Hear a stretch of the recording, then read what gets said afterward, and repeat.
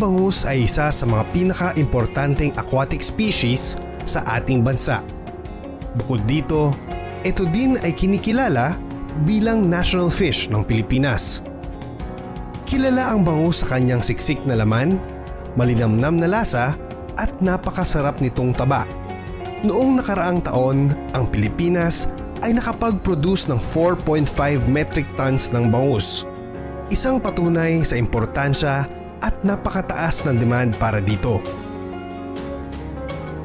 Ang bangus ay isang matatag na isda. Maaari itong alagaan sa tubig tabang, brackish water at maging sa tubig alat. Madami ding mga pamamaraan ng pag-aalaga nito mula sa ponds, pens at maging sa cages.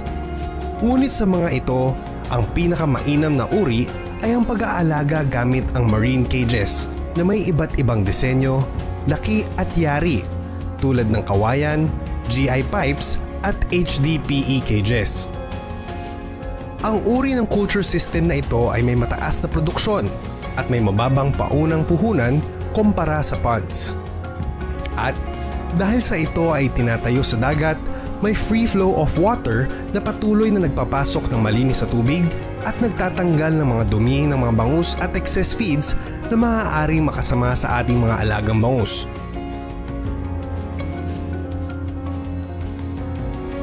Ang pagtatayuan ng ating mga cages ay dapat matatagpuan sa mga lugar na may malinis na tubig.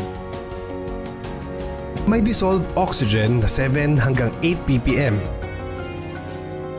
Iwasan din ang mga lugar kung saan nagkakaroon ng algal bloom na nakakaapekto sa kalidad ng oxygen ng tubig.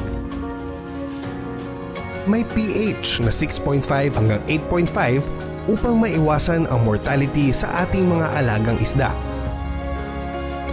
May temperatura na 25 hanggang 32 Celsius. Salinity na hindi tataas sa 45 ppt. May katamtaman na lakas ng hangin at mababang mga alon. May lalim na 10 hanggang 30 metro.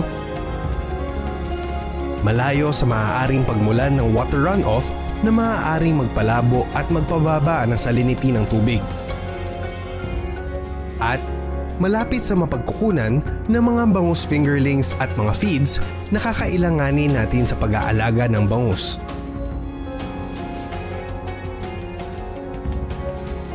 Sa paggawa ng cage, maaaring gumamit ng kawayan o ng GI pipes na may sukat na 3 by 3 by 3 meters hanggang 15 by 20 by 6 meters. Para naman sa mga circular cages, gaya ng HDPE, maaaring may diametro na 10 hanggang 20 meters at may lalim ng 6 hanggang 10 meters. Kung gagamit ng kawayan o GI pipe cages, mangangailangan tayo ng mga plastic drums upang mapalutang natin ang ating mga cage frames. Mangangailangan din tayo ng mga polyethylene nets na may mesh size ng 12 hanggang 17 na ilalagay natin sa mga cage frames. Siguraduhin lamang na angkop ang sukat ng mga mesh sa laki ng ating ihuhulog na mga bangus fingerlings. Mangangailangan din tayo ng 4 na pabigat o angkla na itatali sa 4 na kanto ng ating fish cages upang hindi maanod ang mga ito.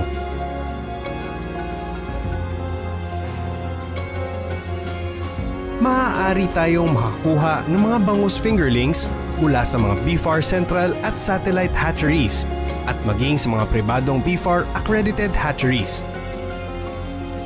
Mainam na pumili ng fingerlings na may pare-parehong bigat na 50 grams kada piraso. Pagdating ng mga fingerlings sa fish cage, kailangan na i-acclimatize natin ang mga ito sa pamamagitan ng pagpapalutang ng mga transport bags sa tubig ng 15 hanggang 30 minuto o hanggang ang tubig sa loob ng mga transport bags ay magkapareho na sa temperatura ng tubig ng dagat. Pagkatapos nito ay buksan ang mga transport bags at hayaan lumangoy palabas ang mga fingerlings mula sa transport bags. Ang stocking density ay depende sa laki at klase ng cage at kung saang lugar ito inilalagay. Ngunit maaari tayong mag-stock ng 20 to 40 pieces per cubic meter para sa mga rectangular cages at 100 pieces per cubic meter para sa mga circular cages. Huwag pakainin ng 24 na oras ang mga fingerlings mula ng pagkahulog sa cages. Sa pagpapakain ng bangus sa loob ng 5 hanggang 6 na buwan, mangangailangan tayo ng 40 bags ng commercial feeds kada 1,000 piraso ng bangus. Magsagawa ng sampling kada 15 araw upang malaman ang dami ng pagkain na dapat ibigay sa ating mga alaga. Magpakain ng tamang klase ng feeds na angkop sa size ng ating mga alagang bangus, tulad ng starter, grower at ng finisher. Magpakain gamit ang hand feeding method 3 hanggang 4 na beses kada araw. Magbawas ng pagkain kapag masama ang panahon o kapag ang tubig ay malamig.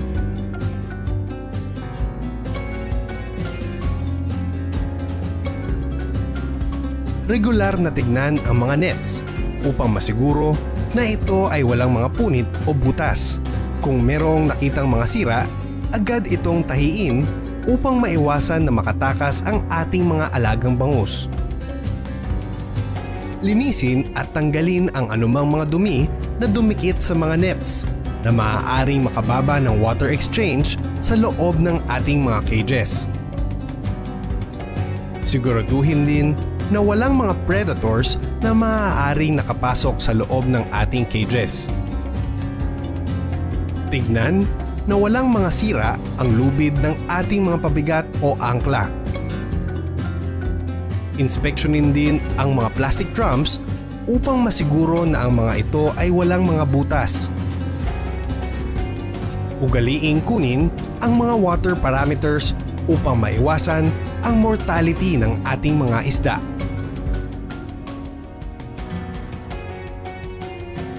Makalipas ng 5 hanggang 6 na buwan o kapag ang ating mga alagang bangus ay umabot na sa marketable size na 300 grams pataas, ay maaari na tayong mag-harvest.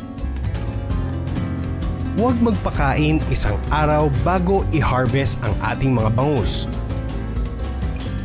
Kung maaari ay mag-harvest ng umaga o sa gabi. Maaari tayong mag-partial harvest kung nais natin palakihin ang iba sa mga alaga nating isda upang makakuha ng mas mabigat na bangus. Pag-aaralan din ang galaw ng presyo ng bangus sa merkado upang malaman ang pinakamainam na panahon upang tayo ay magbenta. Upang maani ang lahat ng bangus, iangat ang net at maglagay ng kawayan upang matipon ang lahat ng bangus sa isang gilid. Gamit ang scoop net, salukin ang mga bangus at ilipat sa isang flatboat na may yelo upang i-thermal shock ang mga ito. Siguraduhin lamang na hindi magkakaroon ng sugat o matatanggalan ng kaliskis ang mga ito upang makakuha ng mas magandang presyo pagka naibenta. Pagka naani na ang lahat ng bangus, agad itong dalhin sa pangpang. Timbangin ang mga nahuling isda upang malaman ang kabuuang bigat ng ating inani. Ilagay ang mga bangus sa isang plastic crate at lagyan ng yelo upang mapanatiling sariwa ang ating mga bangus. Pagkatapos nito ay maaari na natin itong dalhin sa merkado.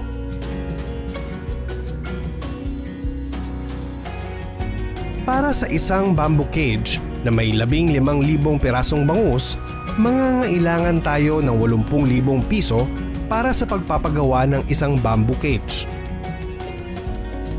At 461,000 piso para sa operational cost o 541,000 pisong paunang kapital. Pagkatapos ng 5 hanggang 6 na buwan, ay maaari na tayo makaani ng 6 na toneladang bangus nasa 80% survival rate at may bigat na 400 gramo kada piraso. Kung maibibenta natin ito sa halaga na 116 na piso kada kilo, maaari tayong kumita ng gross sales na 670,000 piso. At kung makakapag-alaga tayo ng 2 beses kada isang taon, maaari tayong kumita ng gross sales ng 1,330,080 piso kada taon. Kung kayo ay may mga katanungan o nangangailangan ng tulong teknikal, maaari kayong makipag-ugnayan sa National Integrated Fisheries Technology Development Center sa Dagupan, Pangasinan. Maaari din makipag-ugnayan sa pinakamalapit na BIFAR Regional Office o Provincial Fisheries Office.